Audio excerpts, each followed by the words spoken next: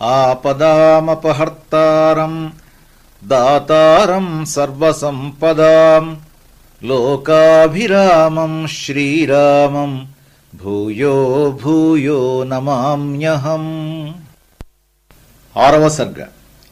హనుమంతుడు అంతలోనే మళ్లీ ఉత్సాహం తెచ్చుకుని సీతాన్వేషణ మొదలుపెట్టాడు.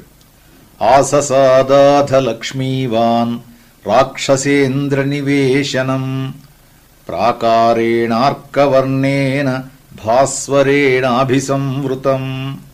నగరం మధ్యలో ఉన్న రావణ మందిరం చేరాడు. అదొక పెద్ద భవన సముదాయం. దాని చుట్టూ బాలసూర్యుని రంగులో మెరిసిపోతున్న ప్రాకారం ఉంది. ఆ ప్రాకారంలో అనేక మంది భయంకరులైన రాక్షసులు సింహం అడవిని రక్షించినట్టు ఆ భవన సముదాయాన్ని రక్షిస్తున్నారు. వెండి రేకుల మీద బంగారు తీగల నగిషీలతో అక్కడి గృహాల ముఖద్వారాలన్నీ చాలా అందంగా ఉన్నాయి. ఆ ప్రాకారం మధ్యలో రావణ మందిరం, దాని చుట్టూ అనేక మంది రాక్షస ప్రముఖుల ప్రాసాదాలు ఉన్నాయి. అక్కడ అనేక మంది మహారథులు నివసిస్తున్నారు. ఏనుగుల మీద ఎక్కి కొందరు, పులిచర్మంతోనూ సింహచర్మంతోనూ చేసిన కవచాలు నింపిన రథాలు ఎక్కి కొందరు, బంగారంతోనూ వెండితోనూ అలంకరించిన రథాలు ఎక్కి కొందరు, అలుపెరుగని మహావీరులు ఆ భవన సముదాయానికి కాపలా కాస్తున్నారు. అక్కడ సంచరిస్తున్న పక్షులు, మృగాలు, వయ్యారంగా తిరిగే నెమళ్లు ఆ ప్రాంతం శోభను ఇనుమడింపచేస్తున్నాయి. ఆ భవనాలలో ఒకచోట భేరీ మృదంగ శంఖధ్వనులు వినిపిస్తున్నాయి. మరొక చోట ఏనుగులు, గుర్రాలు, రథాలు చేసే శబ్దాలు వినిపిస్తున్నాయి. అంతటా అగరు, చందనం వంటి శ్రేష్టమైన పరిమళ ద్రవ్యాల సుగంధాలు వ్యాపించి ఉన్నాయి. అక్కడ దేవతలకు నిత్యార్చనలు జరుగుతాయి. అమావాస్య, పౌర్ణమి వంటి పర్వదినాలలో ప్రత్యేక పూజలు, హోమాలు జరుగుతాయి.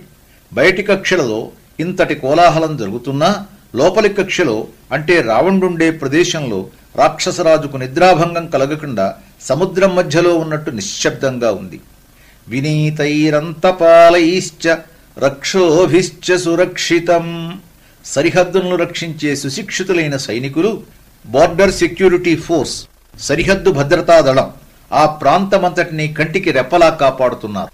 ఈ కక్షలన్నీ చూసి కాపలావారి కోలాహలం తీవ్రంగా ఉండటంతో హనుమంతుడు రావణ భవనం వదిలి ప్రముఖుల గృహాలలో వెదకటం ప్రారంభించాడు.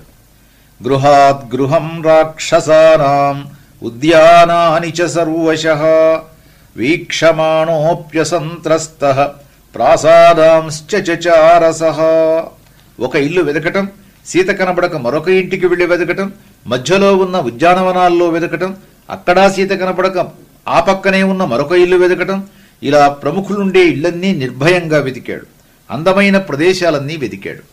ప్రహస్తుడు, మహాపార్శ్వుడు, మహోదరుడు, విరూపాక్షుడు, విద్యుజ్జిహ్వుడు, విద్యున్మాలి, వజ్రదంష్టుడు, శుకుడు, సారణుడు, ఇంద్రజిత్తు, జంబుమాలి, సుమాలి, రశ్మికేతువు, సూర్యకేతువు మొదలైన రాక్షస ప్రముఖుల ఇళ్లన్నీ 4 మూలలా గాలించాడు. ఆ రాక్షసుల ఐశ్వర్యాన్ని చూశాడు. ధూమ్రాక్షుడు, సంపాతి, విద్యుద్రూపుడు, భీముడు, ఘనుడు, విఘనుడు, శుకనాసుడు, వక్రుడు, శఠుడు, వికటుడు, బ్రహ్మకర్ణుడు, రోమశుడు, మత్తుడు, యుద్ధోన్మత్తుడు మొదలైన రాక్షస వీరుల భవనాలన్నీ వెతికాడు. ఎక్కడా సీత కనబడలేదు. రావణుడి మంత్రులు, సేనానాయకులు నివసించే ఇళ్లన్నీ వెదికి ఆససాదాధ లక్ష్మీవాన్ రాక్షసేంద్ర నివేశనం. చివరకు రావణుడి భవనం సమీపించాడు. అక్కడ రాక్షసాంశ్చ మహాకాయాన్ నానా ప్రహరణోద్యతాన్, అనేక రకాల ఆయుధాలు ధరించి అవసరమైన వెంటనే వాటిని ప్రయోగించడానికి సిద్ధంగా ఉన్న పెద్ద దేహాలున్న రాక్షసులను చూశాడు. ఎదిరించడానికి సాధ్యం కాని పర్వతాల వంటి మదగజాలను చూశాడు. బంగారంతో చేసిన సైనిక చిహ్నాలు ధరించిన సహస్ర సేనా వాహినులను చూశాడు. ఆ భవనంలో చిత్రమైన లతాగృహాలు, చిత్రశాలలు, క్రీడాగృహాలు, కర్రతో చేసిన కృత్రిమ పర్వతాలు, పగటివేళ గడిపే గృహాలు, రాత్రి కామోపభోగాలు అనుభవించే గృహాలు చూశాడు. ఆ భవనం మందర పర్వతమంత పెద్దదిగా ఉంది. కుబేర భవనమంత వైభవంతో ఉంది. ఎక్కడ చూసినా విలువైన వస్తువులు, ఎక్కడ చూసినా బంగారంతోనూ రత్నాలతోనూ చేసిన అలంకరణలు, ఏ మూల చూసినా అమూల్యమైన నిధులు రాసులు పోసినట్లుంది.